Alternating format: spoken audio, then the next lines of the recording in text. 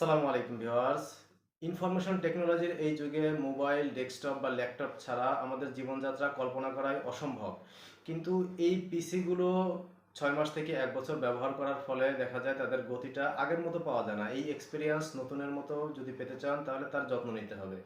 আমি আজকের ভিডিওতে আপনাদেরকে সম্ভাব্য সকল উপায়গুলোই দেখানোর চেষ্টা করব যে একটা পিসিকে কিভাবে যত্ন সহকারে সবসময় ব্যবহার করার মাধ্যমে সবসময় আপনি ফাস্ট হিসেবে পেতে পারেন এবং আপনাকে যথেষ্ট পরিমাণে একটা পিসি সাপোর্ট দিতে পারে। সেজন্য প্রয়োজন আপনার যথেষ্ট জ্ঞান।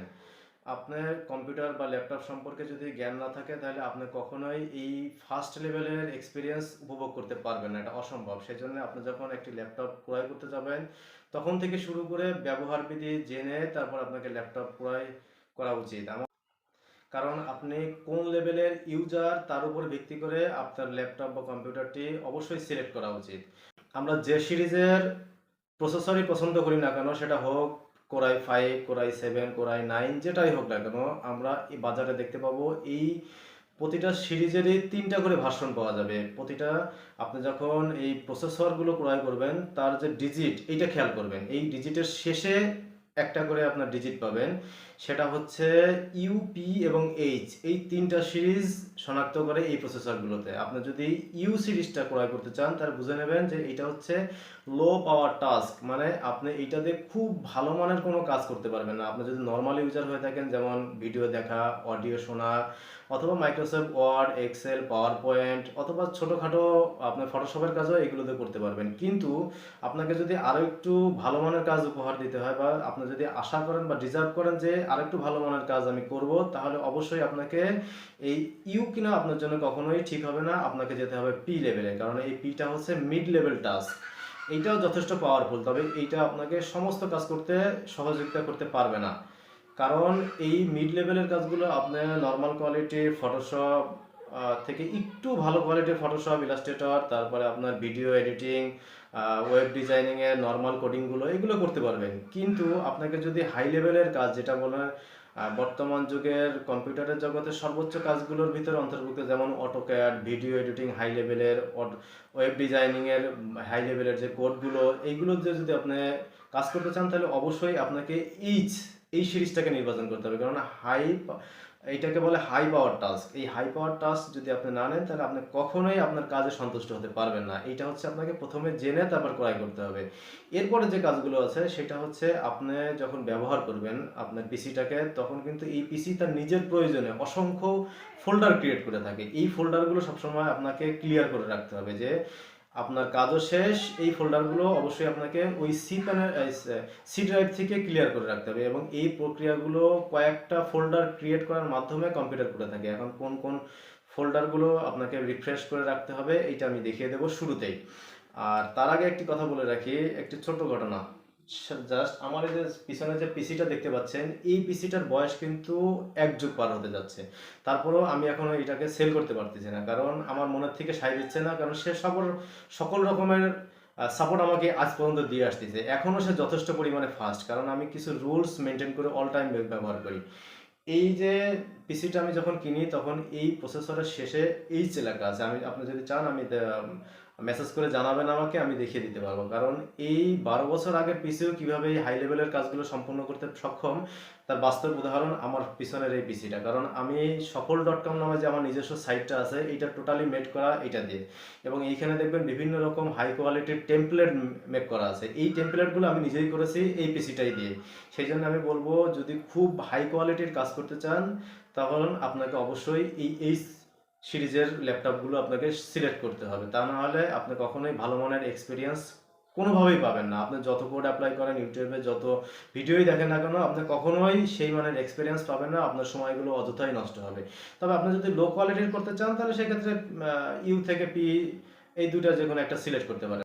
প্রসেসরের পাশাপাশি আপনাকে অবশ্যই এই হার্ড ড্রাইভের দিকেও যথেষ্ট নজর দিতে হবে। কারণ এই হার্ড ড্রাইভের ক্ষেত্রে 2টা হার্ড ড্রাইভ পাওয়া যায় আমাদের দেশে, একটা হচ্ছে এইচডিডি এবং আরেকটা হচ্ছে এসএসডি। যদি আপনি এইচডিডি থেকে এসএসডি ব্যবহার করেন তাহলে এইচডিডি থেকে 10 গুণ গতিসম্পন্ন এসএসডি পাবেন, এটা মনে রাখতে হবে। কারণ এইচডিডিটা অনেক আগেকার মডেল, আর এসডিডিটা খুবই ফাস্ট এবং চমৎকার এক্সপিরিয়েন্স দেবে আপনাকে।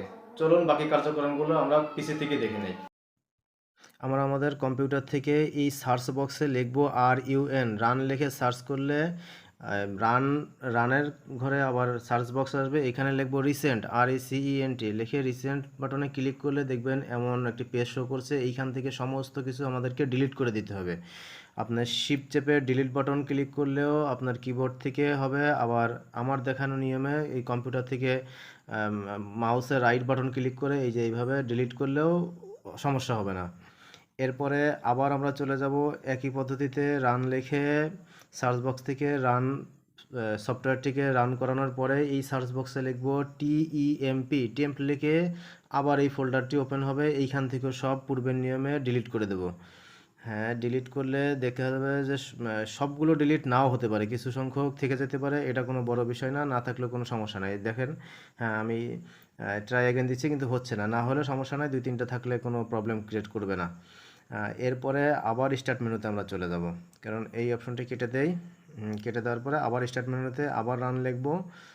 রান লিখে আবার এই সার্চ বক্সে এইবার লিখব আমরা পার্সেন্ট, সরি শুধুমাত্র আপনার, না শুধু সরি, পার্সেন্ট লিখে টেম্প আবার পার্সেন্ট, দেখতেই পাচ্ছেন বিভিন্ন সিস্টেমে লেখা যায়, আমি আপনাদেরকে সব সিস্টেমগুলো দেখিয়ে দিচ্ছি। পার্সেন্ট টেম্প আবার পার্সেন্ট লিখে আবার এন্টার করলে আবার একটি ফোল্ডার আসবে, এখান থেকেও পূর্বের নিয়মে সব ডিলিট করে দেব।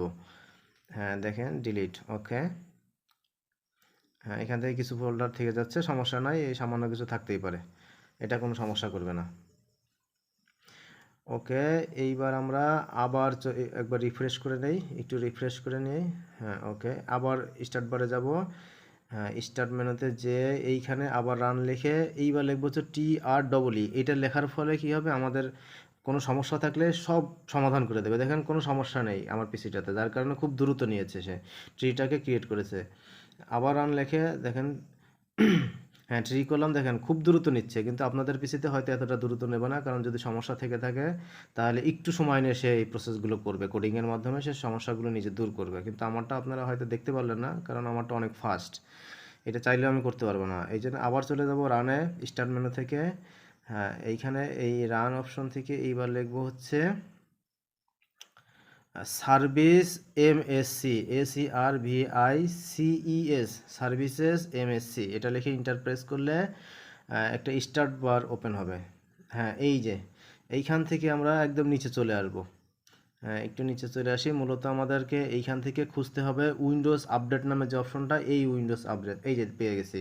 এইখান থেকে মাউসের রাইট বাটন ক্লিক করব। হ্যাঁ, রাইট বাটন ক্লিক করলে প্রপার্টিসে যাব। এবার প্রপার্টিস থেকে দেখবেন স্ট্যাটাস টাইপ, এই স্ট্যাটাস টাইপের ঘরে অটোমেটিক দেওয়া আছে, দেখতেই পাচ্ছেন এই যে স্ট্যাটাস টাইপ, আমরা এখান থেকে ডিজেবল করে দেবো, কারণ উইন্ডোজ সময় অসময়ে সে আপডেট সার্চ করতে থাকবে অল টাইম, এটা করতে দিলে কম্পিউটার ভারী হয়ে যাবে, তার কারণে উইন্ডোজকে স্থির রাখতে হবে। আমরা অ্যাপ্লাই ওকে, ডিজেবল চেপে অ্যাপ্লাই ওকে করলে ওকে হয়ে যাবে। আপাতত কাজ শেষ। এরপর আবার সার্চ বক্সে যাব, এইখানে এইবার লিখবো হলো ডিস্ক ক্লিন আপ, সর্বশেষ পর্যায়ের দিকে আমরা চলে এসেছি। DISKCLEANUP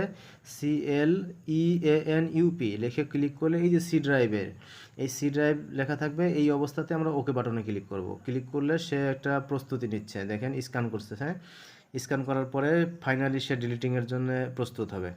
একটু সময় দিতে হবে পিসিকে, কারণ সে অনেক কিছু সার্চ করে তারপরে আমাদের সামনে উপস্থাপন করবে একটি ড্যাশবোর্ড।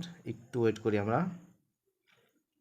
হ্যাঁ হ্যাঁ, চলে আসছে এই স্টার্ট মেনুটা, স্টার্ট বারটা দেখতেই পাচ্ছেন। এইখান থেকে দুইটা অপশন সিলেক্ট করা আছে, আমরা চাইলে এই যে রিসাইকেল বিন এই অপশনটাও সিলেক্ট করে দিতে পারি। দেখেন এখানে কত এমবি আছে সব দেখিয়েছে, আমি যে মাউস দিয়ে দেখিয়ে দিয়েছি। সব কিছু করার পরে আমি ওকে বাটনে চাপবো, ধরেন আমি এখানে রিসাইকেল বিন এইটাকেও সিলেক্ট করে দিলাম, 1.15 GB আছে, এইটাও আমি ডিলিট করব। এবার ওকে দিলাম যে টোটালি আমার একবারে ডিলিট হয়ে যাক, কারণ পিসিটাকে অনেকটা ফ্রি করে দিতে হবে। এই ডিলিট করা মানে হচ্ছে আপনার পিসিটাকে একদম ফ্রি করে দেওয়া, স্মুথ হয়ে যাবে। হ্যাঁ, ডিলিট ফাইল, ওকে। কিছুটা সময় লাগবে সি ফাইলটা ডিলিট হতে, কারণ অনেকগুলো ফাইল সে ডিলিট করবে। একটু ওয়েট করি। হ্যাঁ, হয়ে গেছে প্রায়। ওকে, কমপ্লিট। আপাতত কোডিংয়ের কাজ প্রায় কমপ্লিট। এরপরে আবার চলে যাব, এইখান থেকে হচ্ছে এই যে কন্ট্রোল প্যানেল নামে যে অপশনটা আছে, এই কন্ট্রোল প্যানেল থেকে প্রোগ্রাম ফাইলগুলোর ভিতর থেকে আমাদের যে সফটওয়্যারগুলো কাজে লাগবে না সেগুলোকে আগে ডিলিট করে দিতে হবে, যেটা দেখা যাচ্ছে আমরা সব প্রায়শই ব্যবহার করি না। আমার যদিও সবগুলোই কাজে লাগে। তারপরে একটি ধরেন কোনটি করা যায়, অ্যাডোবি প্রিমিয়ার প্রো, এটাও অনেক আগেকার ভার্সন আমি ট্রাই করতেছিলাম, এটা আপনাদের ডিলিট করে দেখাই। এখান থেকে আনইনস্টল করে দিতে হবে, কারণ এই যে মাউসের রাইট বাটন ক্লিক করে আনইনস্টল আর চেঞ্জ এই বাটনটাতে ক্লিক করতে হবে। ওকে, হ্যাঁ ক্লিক করলাম। এইবার একটু সময় নেবে সে আনইনস্টল হতে, প্রস্তুতি নিচ্ছে, কারণ এই সফটওয়্যারটা অনেকটা ভারী সফটওয়্যার। আসুক, হ্যাঁ চলে আসছে। এইখান থেকে ইয়েস রিমুভ, যদি সে পারমিশন চায় ওকে পারমিশন দিয়ে দেবেন, টোটালি রিমুভ হয়ে যাবে। কারণ যে সফটওয়্যারগুলো আপনি ব্যবহার করবেন না সেইগুলো অযথায় এই পিসিতে রেখে দিলে আপনার পিসিটা স্বাভাবিকভাবেই সে যখন ওপেন হবে, ওপেন হওয়ার সময় অনেকটাই সে ডিলে করবে এবং লেজি অনুভব করতে পারবেন। ওকে, এইবার সর্বশেষ যে পর্যায়ে আছে কথা বলবো অ্যান্টিভাইরাস নিয়ে। আমরা অনেকেই ফ্রি অ্যান্টিভাইরাস ইউজ করি, কিন্তু এই ফ্রি অ্যান্টিভাইরাসগুলো আমাদের কোনো কাজেই লাগে না, বরং তারা স্পেস দখল করে রাখে। এই জন্যে আমি পেইড ভার্সনের একটি অ্যান্টিভাইরাস ইউজ করছি, দেখতেই পাচ্ছেন, ওপেন করেছি। আসুক, এইটা 1 বছরের জন্য আমার কিনা, কারণ এটা পেমেন্টের মাধ্যমে আমি চালাচ্ছি, যার কারণে খুব স্মুথলি আমার কম্পিউটারটা রান করে সব সময়। দেখতেই পাচ্ছেন। এই জন্য অ্যান্টিভাইরাস ব্যবহারের ক্ষেত্রে যথেষ্ট সতর্কতা অবলম্বন করবেন, এটা আপনাদের খুবই গুরুত্বপূর্ণ একটি বিষয়। ভিডিওটি ভালো লেগে থাকলে লাইক করে কমেন্টসের মাধ্যমে আপনার মূল্যবান মতামতটি লিখে যাবেন।